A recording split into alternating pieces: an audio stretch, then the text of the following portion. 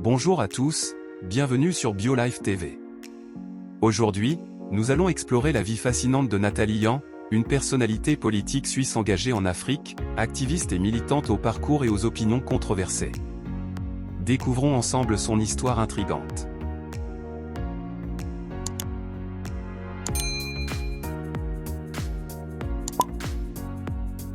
Nathalie Yan, née le 22 juillet 1969 à La Chaux-de-Fonds, est une femme politique, activiste, militante, influenceuse et vidéaste web suisse. Elle est accusée par le département d'État des États-Unis d'être liée au groupe Wagner et d'être un élément de la propagande russe en Afrique. Elle est connue sur les réseaux sociaux sous le pseudonyme « La Dame de Sochi ».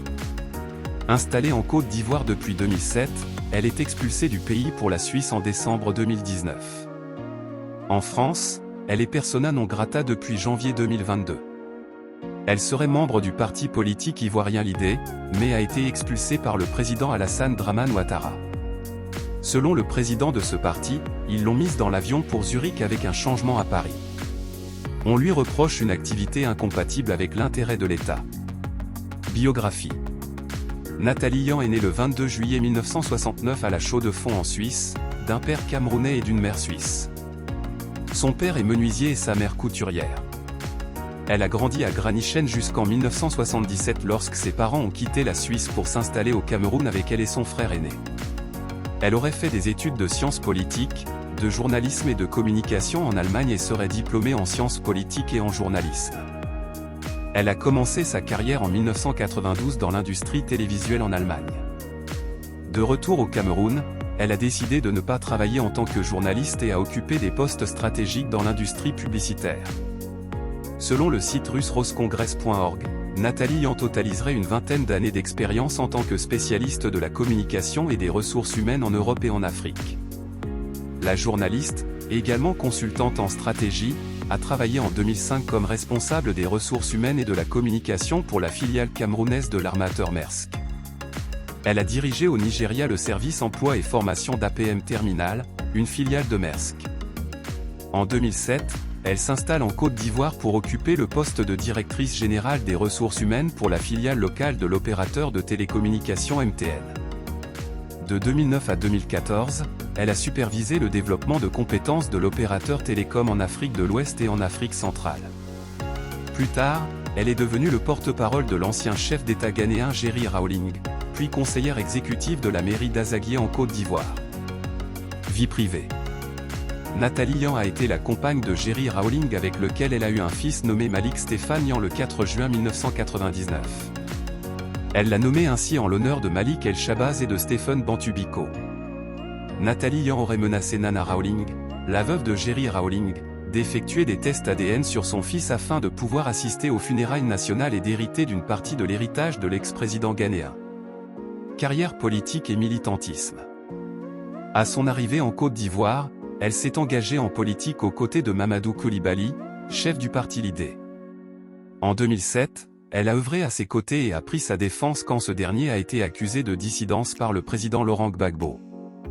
Le blog de Saoti, sa création, est un instrument de dénonciation des actions du gouvernement de Alassane Ouattara et promeut l'autodétermination africaine. Lors du sommet Russie-Afrique, l'activiste parle d'identité africaine et remet en cause le rôle joué par la France sur le continent. En décembre 2019, elle a été expulsée de Côte d'Ivoire, accusée de mener des activités incompatibles avec l'intérêt national. Cependant, elle reste très active sur les réseaux sociaux, tenant des propos toujours aussi virulents contre le gouvernement Ouattara et la politique française en Afrique. En février 2020, la militante déplore le silence de l'Union africaine par rapport aux thématiques qu'elle aborde. Ces prises de position lui valent d'être considérée comme un relais d'opinion de la Russie sur le continent africain. En 2021 à 2022, son militantisme s'engage dans une voie anti-occidentale, dénonçant notamment le néocolonialisme français, aux côtés de Kémy Séba. Parallèlement, elle soutient la ligne russe sur le conflit en Ukraine et est considérée par ses opposants comme une agente russe.